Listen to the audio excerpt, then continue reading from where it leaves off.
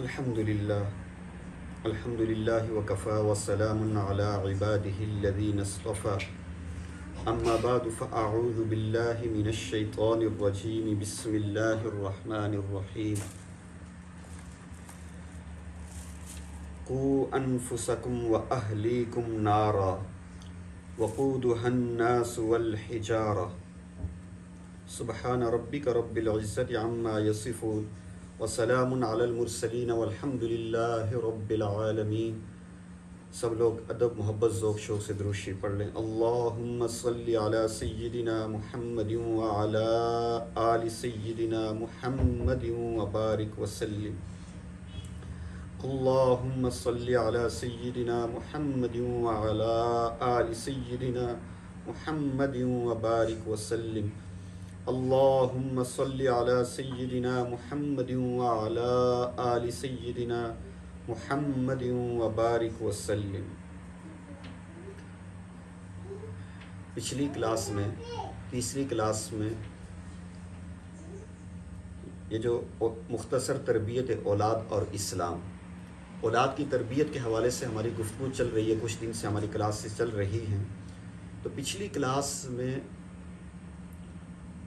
پچھلی سب کلاسز میں شادی کے موضوع پر بات چل رہی تھی، اور پچھلی کلاس میں کہ شادی کے لیے انتخاب کیسا کرنا چاہیے، نکاح کے لیے اپنے بیٹے کے لیے، اپنی بیٹی کے لیے، اپنے بہن کے لیے، اپنے بھائی کے لیے، اپنے کسی بھی رشتہ دار کے لیے جب ہم ان کا نکاح کرنا چاہیں، شادی کرنا چاہیں، تو انتخاب کیا ہونا چاہیے؟ دینداری۔ انتخاب کا معیار دین ہونا چاہیے، یہ پہلا سبب ہم نے پچھلی کلاس میں پڑھا تھا۔ اس میں ایک بڑے مزے کی بات ذہن میں یہ آئی ہے کہ بعض لوگ، بعض والدین کو دیکھا وہ ترجیح دیتے ہیں پیسے کو، مال کو، اپنا گھر، اپنی گاڑی ہو، لڑکے کی بہت اچھی جاب ہو، اس کو بہت زیادہ اہمیت دیتے، اس کو ترجیح دی جاتی ہے۔ اکثریت ایسا ہوتا ہے ہمارے ملک پاکستان میں، یہ چیز بہت زیادہ ہے۔ ہر دوسرا بندہ نہیں، ہر ایک بندہ الا ماشاء اللہ، ہر دوسرا بندہ بھی نہیں، ہر ایک بندہ جب اپنے بیٹے کی، اپنی بیٹی کی، اپنے بہن بھائی کی شادی کا معاملہ سوچتا ہے تو اس کی نظر میں سب سے پہلے دنیا، اور جس دنیا کے بارے میں ہمارے دین میں کہا گیا کہ مچھر کے پر بھی کے برابر بھی اس کی اوقات نہیں ہے۔ اچھا، اس میں جو تھوڑے بہت نماز روزہ کرنے والے، کوئی دین پسند، ہلکے پھلکے دین پسند والدین ہوتے ہیں نا، وہ پتہ ہے کیا کہتے ہیں؟ وہ اپنی بیٹی کو، اپنی بہن کو، اپنی گھر کی خاتون کو، بچی کو یہ کہتے ہیں کہ بیٹا اس سے شادی کر لو تو تم اسے دین کی طرف لے آنا، اللہ مہربانی کریں گے، اللہ پر توکل کرتے ہیں انشاءاللہ یہ بچہ ٹھیک ہو جائے گا۔ 2 منٹ کے لیے اگر بچہ صحیح نہیں ہے، اس کے بارے میں یہ رپورٹ آئے، تو ایون کہ لڑکی کے بارے میں بھی ایسی باتیں ہم نے دیکھنے سننے میں ہمارے سامنے آئیں کہ لڑکی خوبصورت ہے، لڑکی صحیح پڑھی لکھی ہے، تو کوئی نہیں، جب ادھر آئے گی تو ٹھیک ہو جائے گی، خود ہی ٹھیک ہو جائے گی اگر اس کی غلط حرکتیں، غلط معاملات کا پتہ چلے۔ تو یعنی ہم دین کے معاملے میں اللہ پر توکل کر لیتے ہیں، انتخاب کرتے ہیں دنیا داری کو، اور دین کی باری آتی ہے ہم توکل کر لیتے ہیں کہ کوئی بات نہیں، اللہ پاک مہربانی کریں گے، بچہ بچی ٹھیک ہو جائیں گے۔ حالانکہ ہونا یہ چاہیے کہ ہمیں دین داری کو دیکھنی چاہیے اپنے بچے بچی کی شادی کے موقع پر، اور دنیا کے معاملے میں اللہ پر توکل کریں۔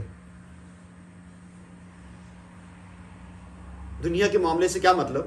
اگر اس کی بہت اچھی جاب نہیں ہے، اس کے پاس گاڑی نہیں ہے، اس کے پاس اپنا گھر نہیں ہے، تو ہم اللہ پر توکل کریں کہ انشاءاللہ اللہ پاک مہربانی فرمائیں گے، ہماری بیٹی کے نصیب کھلیں گے، اللہ اس کو اپنی گاڑی بھی دے دیں گے، اس کو اپنا گھر بھی دے دیں گے، اس کو اچھی جاب بھی دے دیں گے۔ تو شیطان کیسی چیز ہے کہ وہ ہمیں ادھر آ کے توکل سکھاتا ہے کہ کوئی بات نہیں۔ یہ 20 دفعہ اپنی آنکھوں سے یہ دیکھا سنا کہ اچھے اچھے سمجھدار والدین ہوتے ہیں، لیکن کیونکہ نظر دنیا پر ہوتی ہے تو کبھی کبھی دیکھا کہ ایسی اللہ کی طرف سے پکڑ آتی ہے، اتنی سخت آزمائش آتی ہے۔ میں ایسے 20 لوگوں کو جانتا ہوں کہ والدین نے لڑکا امیر دیکھ کر، دنیا دار دیکھ کر، مال پیسہ دیکھ کر والدین نے دین کے معاملے میں وہ توکل کر لیا کہ اللہ پاک مہربانی کریں گے، اور اپنی بیٹی کو حوالے کر دیتے ہیں ایسے شخص، وہ اس کے ساتھ 1-2 سال کھیلتا ہے، 1-2 سال کھیل کے اس کو فارغ کر دیتا ہے، یا اس کے بعد اس کا رویہ اس کے ساتھ بہت عجیب ہو جاتا ہے۔ میں آئے روز میرے پاس مسائل آ رہے ہوتے ہیں، پڑھے لکھے ڈاکٹر لوگ، انجینئر لوگ، بڑے اچھے گھرانوں سے، جن کی بڑی ایک ظاہری طور پر ایک عزت اور شان ہے، اور اتنا برا وہ کرتے ہیں، اللہ معاف فرمائے۔ یہی چیز ہوتی ہے، تربیت نہیں ہوتی۔ تو ایک چیز ہم نے پہلی جو پچھلا ہم نے سبق پڑھا تھا، اس کا خلاصہ یہ ہوا کہ ہم نے دنیا داری میں توکل کرنا ہے، دین داری میں توکل نہ کریں۔ آپ اچھا نیک صالح رشتہ دیکھیں اور اس کے بارے میں توکل کریں، انشاءاللہ اللہ پاک اس پر رزق کے دروازے کھولیں گے۔ اور ہم نے یہ دیکھا کہ جنہوں نے اس طرح، جن والدین نے یہ چیز سوچی کہ ہماری بیٹی کو اچھا ایک رشتہ مل رہا ہے، دین والا رشتہ مل رہا ہے، اعلیٰ خاندان سے ہے، دینداری ہے، اخلاق ہیں، تو اگر دنیا نہیں بھی ہے تو انشاءاللہ اللہ پاک مہربانی کریں گے، نکاح کی برکت سے اللہ رزق کے دروازے کھول دیتے۔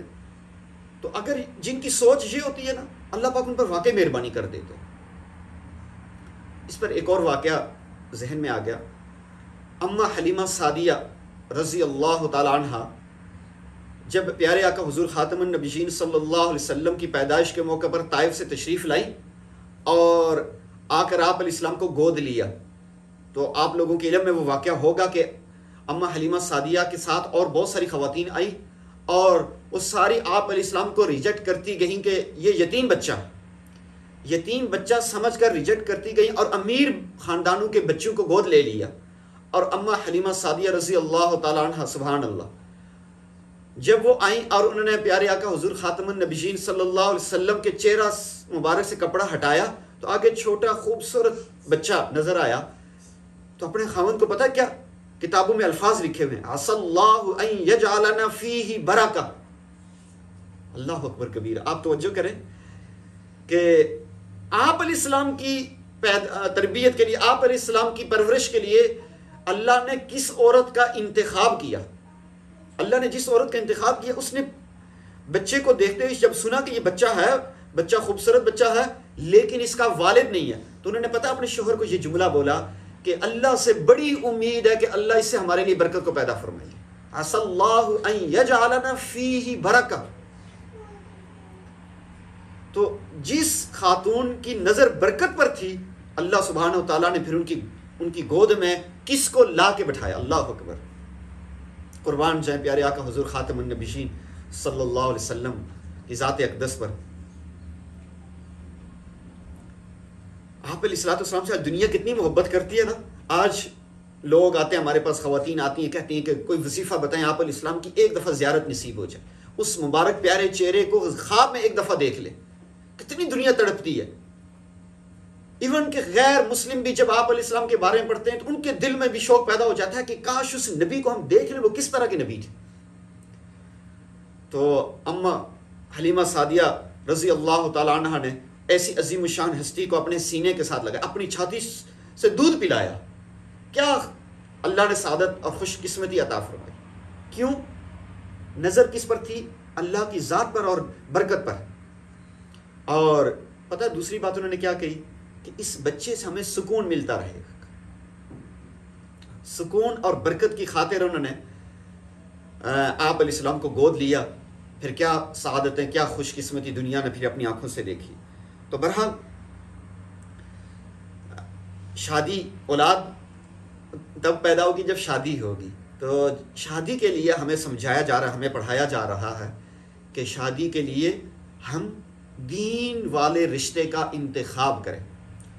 پیارے آقا حضور خاتم النبیین صلی اللہ علیہ وسلم نے 4 چیزیں بیان فرمائی، جس کا مفہوم یوں ہے: مال کی وجہ سے شادی کی جاتی ہے، حسب نسب کے بڑا خاندان ہے، بڑا اونچے نام والے ہیں، ان کے ہاتھ بڑے لمبے تگڑے ہاتھ ہیں ان کے، حسب نسب کی وجہ سے شادی کی جاتی ہے، اور خوبصورتی کی شکل کی وجہ سے شادی کی جاتی ہے۔ اور آپ علیہ السلام نے جو آخر میں جملہ فرمایا کہ آپ یعنی میرے ماننے والے لوگوں، آپ دین کو ترجیح دینا۔ دین میں برکت بھی ہے، دین میں سکون بھی ہے، دین میں عزت بھی ہے، دین میں اپنائیت بھی ہے، دین میں محبت بھی ہے۔ جو ہم نے اس دن شادی کا مقصد پڑھا تھا، ازواجا لتسکنوا الیہا، سکون، بیوی سے سکون ملنا چاہیے، شوہر سے سکون ملنا چاہیے، مودۃ و رحمہ، محبت، عزت اور شفقت ہونی چاہیے.